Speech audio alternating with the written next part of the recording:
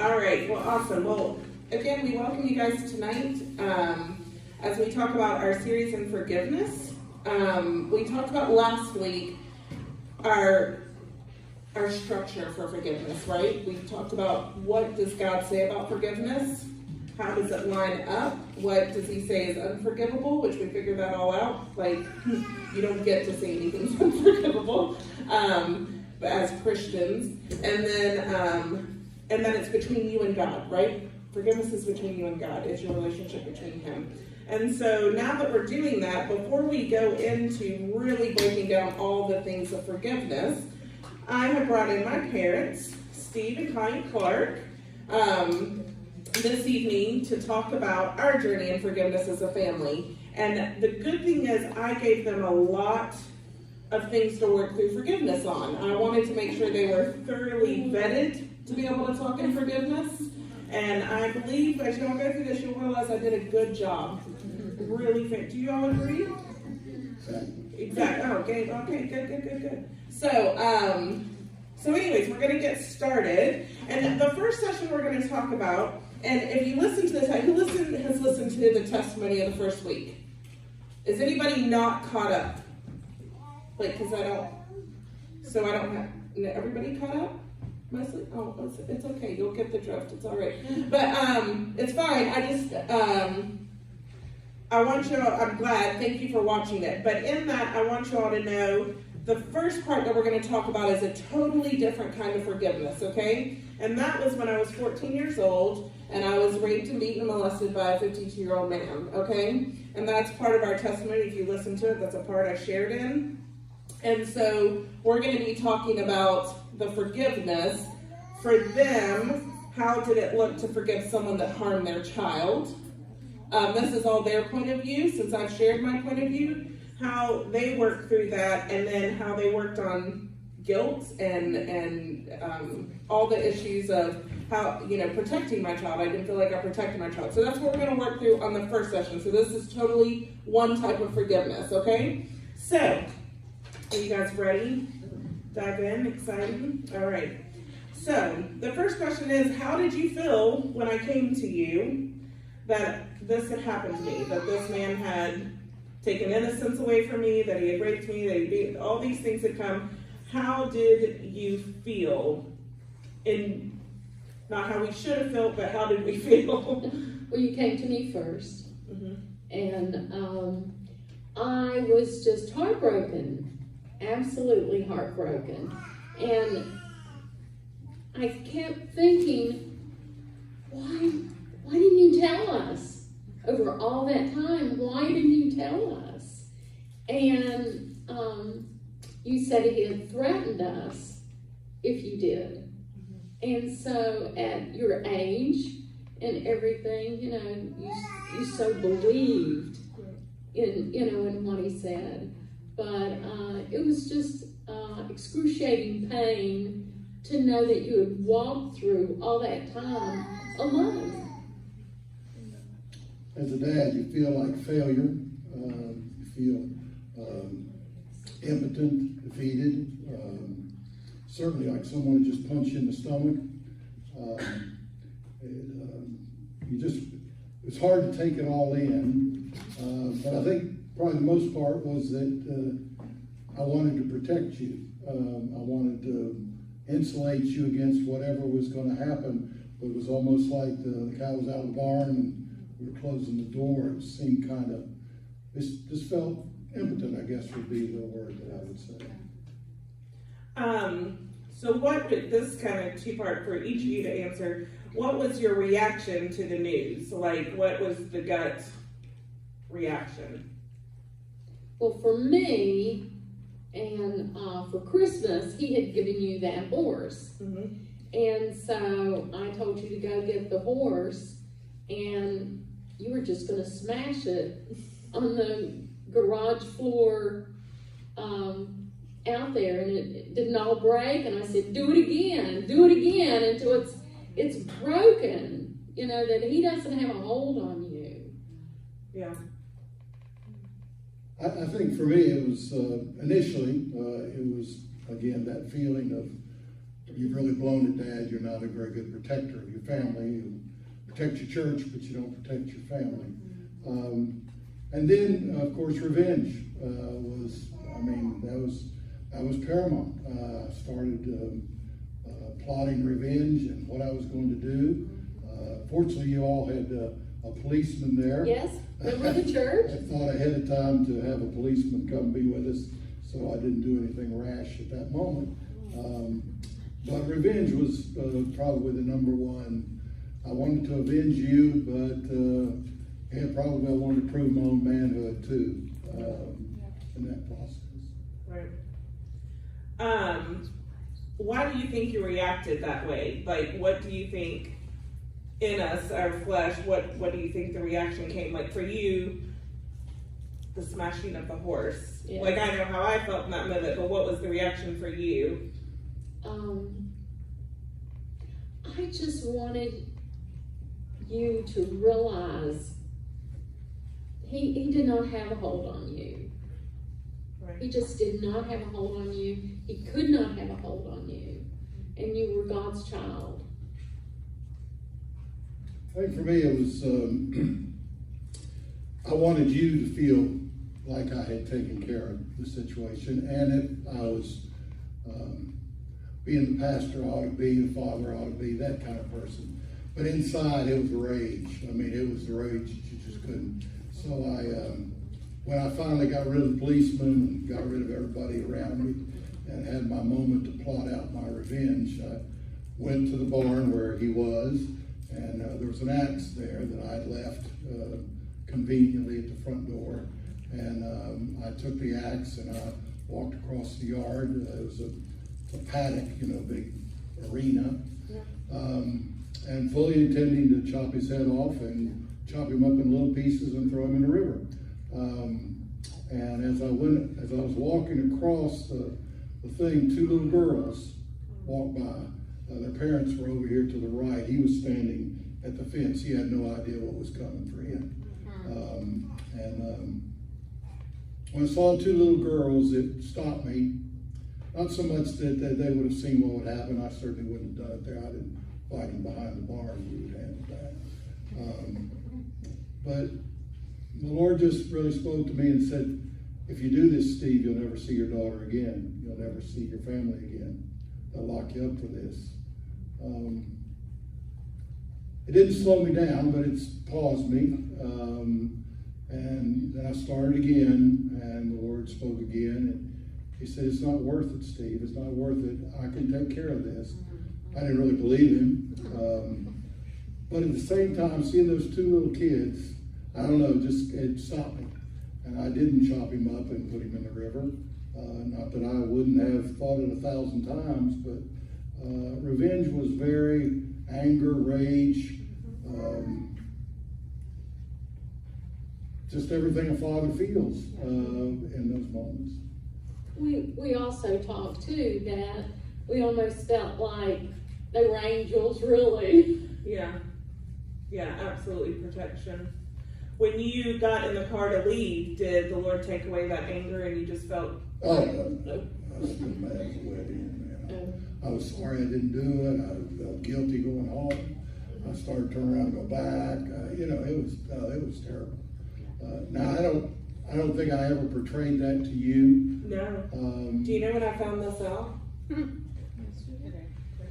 A couple of days when we were talking, and I was trying to get to the point of how did he feel, right? Like, and he shared that story, and I was like, well, all right, and it was a very interesting thing. And no, you didn't ever portray that as going through it. I mean, kind of thing. But I think hearing that, like knowing there is that flesh in us that feels that way, even when we know all the right answers and everything. How did guilt and conviction play into your decisions as we walk through this? Oh, for me, I was terribly, terribly guilty because you had come to me and said you had two horses of your own that you boarded there. and it was an agreement by the owner there that you would have free board for them if you would work out there, clean the barn, and you were being homeschooled, and so you had the time to go out, you could teach some writing lessons, and so when you came to me and you said, Mama, I don't want to go out there anymore. And I said, baby, you got to, this was an agreement you made. Yes, I mean, we didn't know, anything at that point. And you didn't press it, but, it was just, when it all came around and we knew everything, there was such guilt for years on me. Yeah.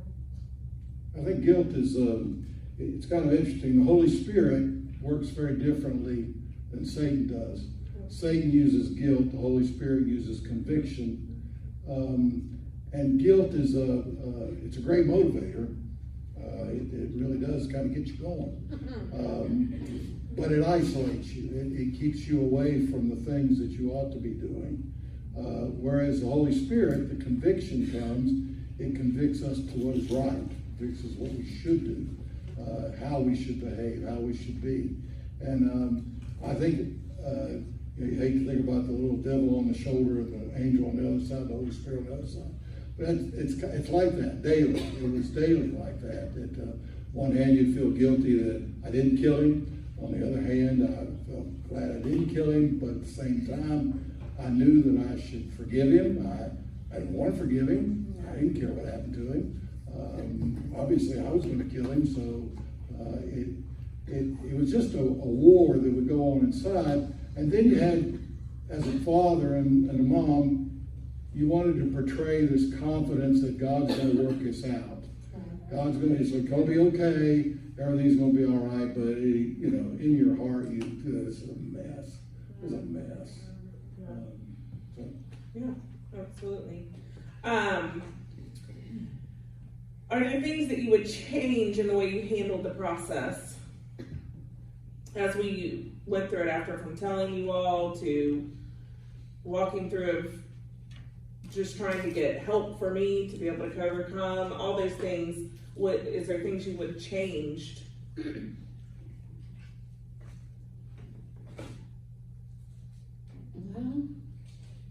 Well, I think it would have helped us so if we had, when you had first come to us, I don't want to go out there anymore.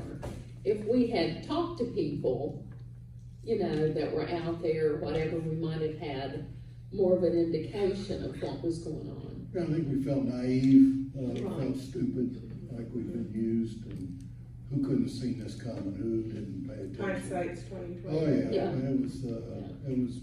I think we both felt like we really let you down in the department of being protective. I mean, we're pastor's family. Stuff doesn't happen like that. It's not supposed to happen, you think. Right. And when it does, you just you feel like you were very naive, I think. Yeah. And I drove you out there every day and just delivered you there. So in this process, we go as anybody else would. We went to trial. And what would you say, what was the price of going to trial? What did you think the outcome would be? And what was it in reality? We had detectives come to the house, interview us, all of us, and everything. We went to the lawyers, district attorney, and talked to them, and you just felt like you had a good case, and everything with it. And then we go to court, and here comes this man who originally started, obviously, looking at you, that he painted our church, the inside of our church. And from there, then he started showing up at the barn. And so his mind was being set what he wanted, to do. And we just felt like this was just such a good case. And here he comes the day of the first trial, and he comes hobbling in like an old man with a cane. And he just comes wobbling in, and I am so livid, you know, of how he displayed himself and how futile it was to go through that process. I mean, when he was arrested, he got 24 hours. He was out of jail. And then how he was prosecuted, it was just, what, weekends? He was in jail. I think the crux of the judicial system is it's pretty broken. There is no redemption in it in the sense that it gives relief to you. In fact, it becomes kind of a nightmare. And I don't think that's intentionally on the part of the people involved. It just is the way it is. You were on trial most of the time. He never was on trial. It was always, what did you do? Why did you do this? How did you act like that? Why were you out there? Why were you alone out there? It was horrible. By the end, I was sorry we ever started it. It brought no satisfaction whatsoever. And I was sorry we put you through it. It didn't build my confidence in our judicial system, but I think that was as far as the help of other people, it was the most disappointing. And again, I don't think it was by intention. I think it's overwhelmed. It's, get the best you can, and it was bad. It was very bad. I think when we look at the court where you feel like, oh, I'm going to be justified, I'm going to get my 10 pounds of flesh, there wasn't that in the end. Even whenever you won the case, you did not feel freedom. I don't feel like you felt any closure. There wasn't anything like that. Would y'all agree? Right. And for the man that, I forget titles of what his was, but he had one of the worst records of convictions, even when they had specimens, everything. Yeah. And that they were not prosecuted. I think our flesh, though, wants, like our flesh goes, to go after this, but that's not where freedom lied. No. At all. For any of us. Probably a lot more heartache than freedom. So, when were you finally able to forgive the one who hurt your dad? Like, that you were finally able to say, okay, it's time. Like, all the right answers, right? You teach them from the pulpit, right? So, and you taught them to your family. So when did that moment come of like, it's time, and then how did you deal with your child of her unforgiveness of it? What did that look like as a parent? Because it's not just for your forgiveness either. It was kind of a group. Do you want to talk about that with Life Action? Yeah, we were blessed to have Life Action come to our church, and they were there for 10 days, and then we went on for another 20 days. We had 30 days of revival, and every night people would come and give testimony of what God was doing in their lives. I think after the trial was over, it was almost your last chance at any kind of fleshly redemption, fleshly victory. And I think it became very clear that, we're not going to get any victory out of this until we forgive. The problem is, as parents, you can't forgive until your child forgives. I mean, even if we forgave, we would never have mentioned it. We talked about it, we felt like, ooh, we really, can't do that. That would not work. You're convicted by the Spirit that you do need to do this. And I'm not going to say anything until she says something. And when finally the day came in revival, you were able to come and by name forgive and call out for what it was, to Forgiveness, when you forgive, you need to be specific. You can't just say, well, I forgive him for what he did. You got to be specific about what he did. And it was painful to hear you do that. It was painful to watch you have to cry and do that. And of course, we wanted to do it for you. But then once that happened, then we were free to be able to follow what the Lord had already told us. And I'm sure he'd been telling you to do the same thing, to forgive. But parents can't go first. You have to.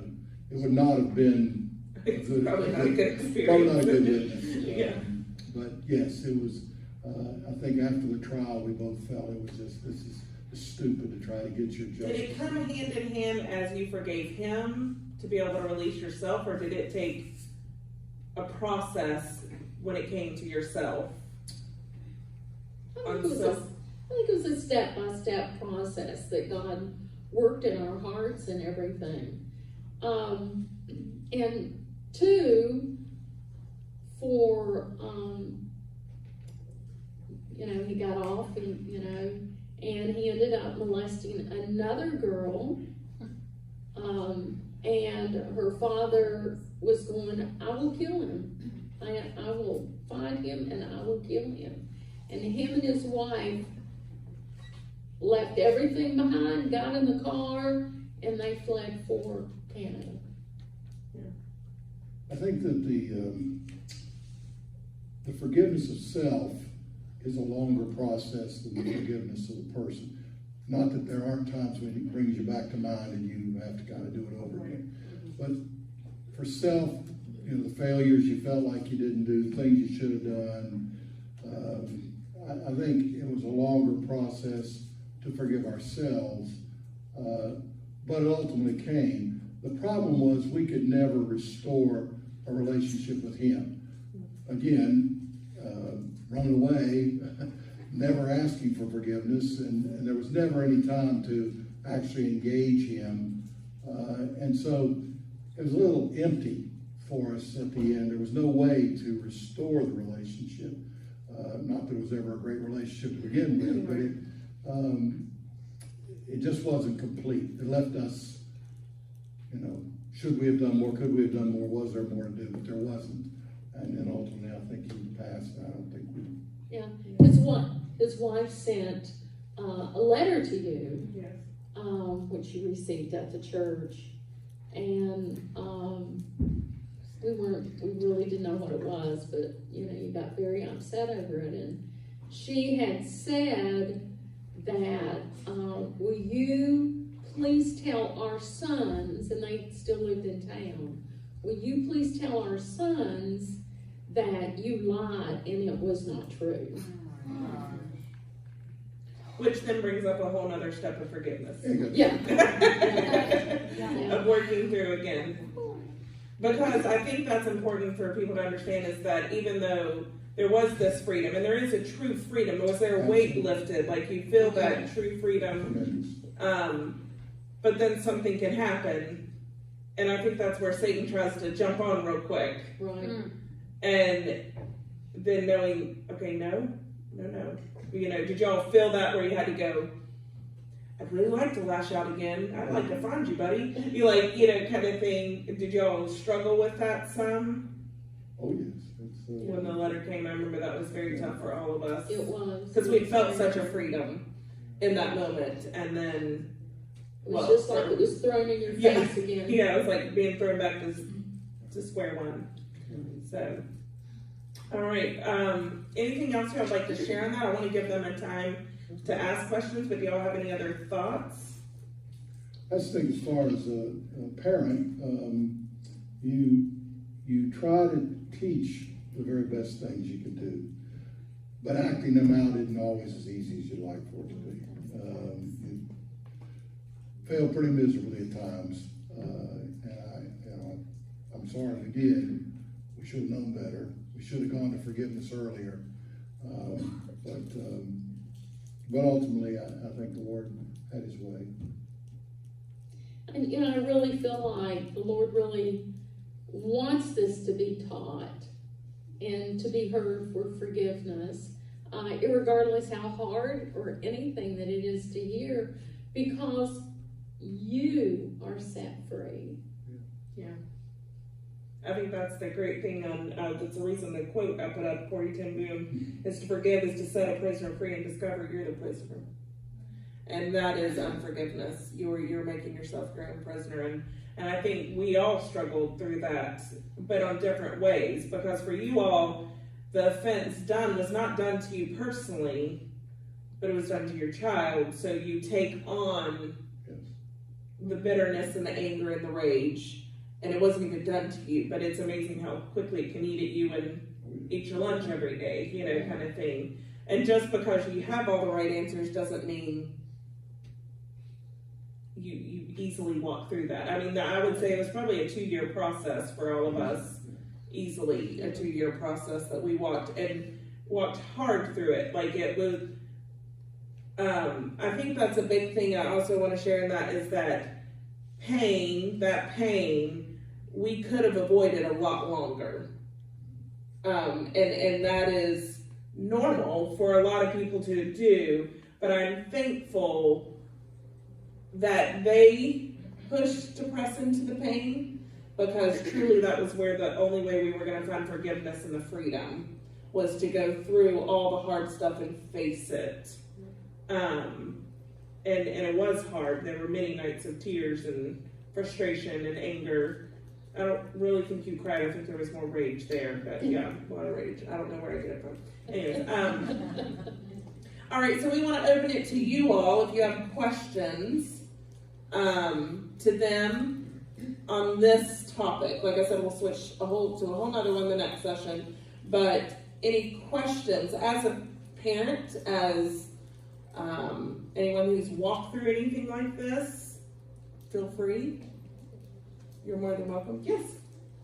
When you mentioned restoration, was it a Christian restoration because he was a Christian and part of the church? Or why would you want to restore anything? He was never a part of the church. He was just on a crew that came in to paint our church. Okay. And the restoration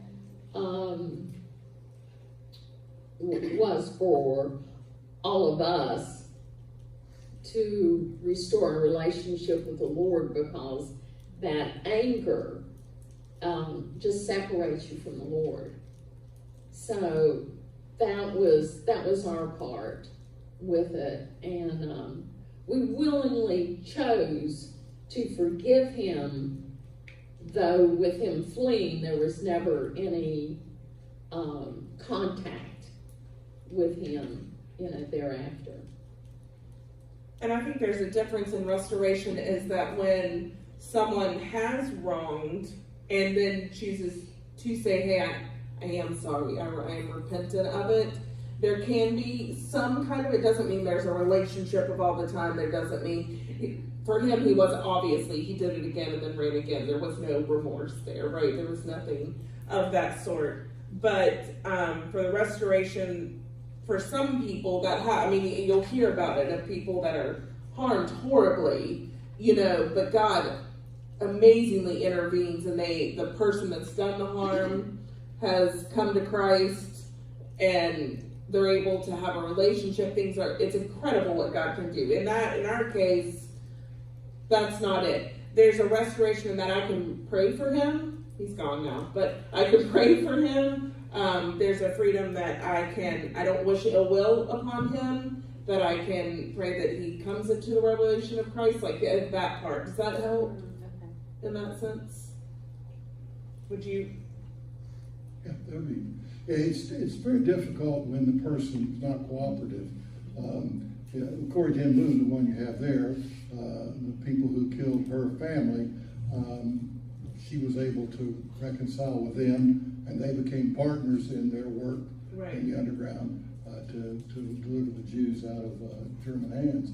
And it was miraculous the way it happened, but if you don't pray for that person, if you don't pray that they have a redemptive heart, and then you lose the whole process that God's gone to all this trouble to bring them to interact with Christians who hopefully would give them that opportunity to say yes to Christ and yes to serving Him. But we never had that opportunity. Does that help? Sorry, I think I just made that louder than help. Anybody else? Yes?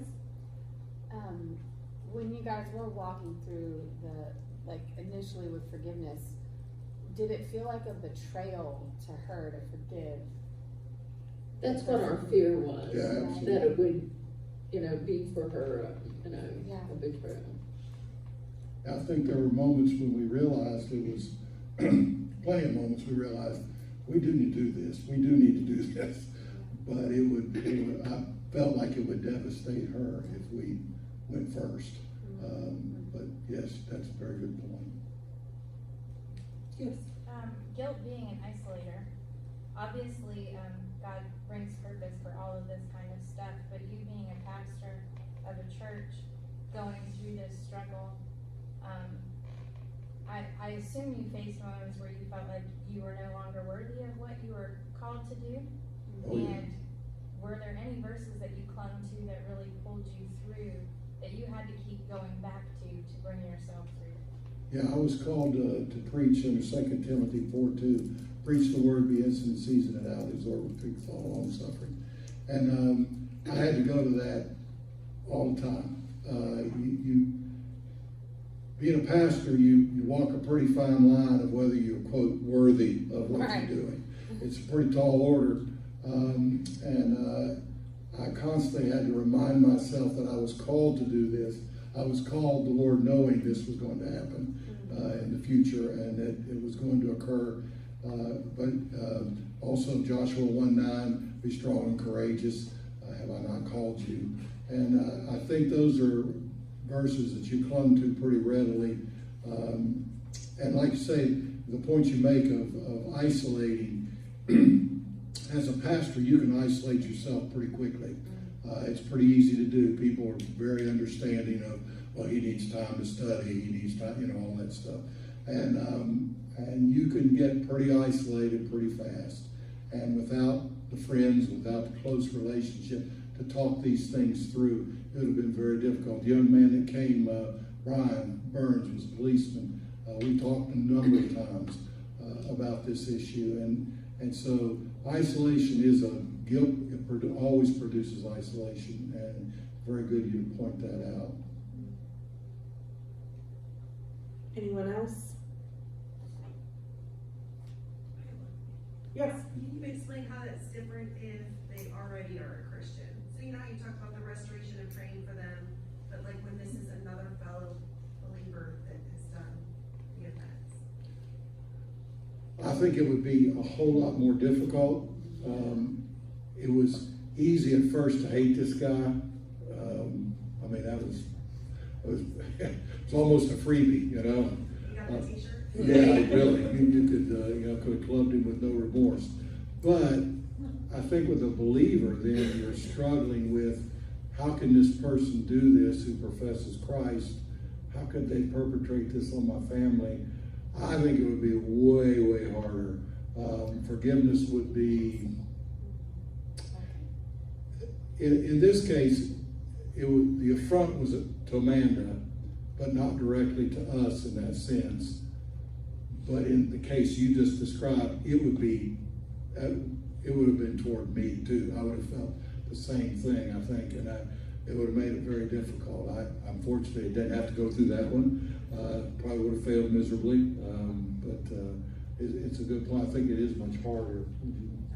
Yeah, I mean, you can tell he candy coats what he says, he just, how he feels. But, yeah, it's, you try, you're gonna have good days, you're gonna have bad days, with it. I mean, that's just the truth of it.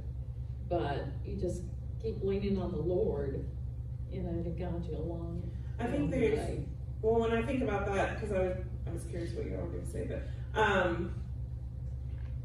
when it comes to that, and we talked about that kind of the first week, is that one, when harm is done to us as Christians, what does God say about that? Is it ours to vindicate, or who's vengeance is His, right? And if that person is another believer, or proclaims to be another believer, that's a struggle right there, you know, but that's not our fight, right? Like, that's between him and God, or whoever with God. He still says, I'll also chastise my own. I'll come up, I'm like a daddy too, and a daddy can punish pretty hard too. Do you know what I mean? So I think that you have to rest in your process and let God work his. And whatever he chooses to do in that person's life, you know, that's God's to deal with. You have to work on your relationship with God and the freedom of not being enslaved to that person. Does that make sense? Yeah, I asked because my parents walked through a similar situation with somebody in the church. Yes. And they did a lot of the things that you said. So I was just interested, because that was probably the hardest part, was the believer piece of it. It was Lies. hard to hate, but this is somebody who walked years through the church and watching their faith in Christ, so I don't know if it's lies. You know, I don't know. Who am I to say if they have a relationship with the Lord or not? So I was just curious how the difference. I think today in part of the Southern Baptist Convention, we started on the front page of all the newspapers. And the problem is, in a church where it happens, so many times our tendency is to want to cover it up. We want to act like it didn't happen, or we want to kind of put them away and, you know, we'll deal with this, the deacons will deal with that, or the pastor will deal with that. And I think we have found the goodness that has come out of the Southern Baptist Convention is that it must be dealt publicly, and it must be dealt swiftly, and every defense ought to be for the person who's harmed. And I'm thankful that we've learned a bit of a lesson in that. But when you say another believer, it drags in the discipline of the church and the police and all those things. So it is a really It complicated. adds a whole other element. It does. Sorry. Does anybody else have anything? Okay. Know that after this, we'll be around, but I'd like to give a 5-minute break, like less than 5 if you can. And this, Any cookies? never mind, don't need cookies. We didn't get cookie. Well, there's plenty back there. So get some dessert, grab some seconds. I'm sure we have plenty and everything. So please do. We'll do about 5 minutes and then come back so we can share the second half of forgiveness, okay?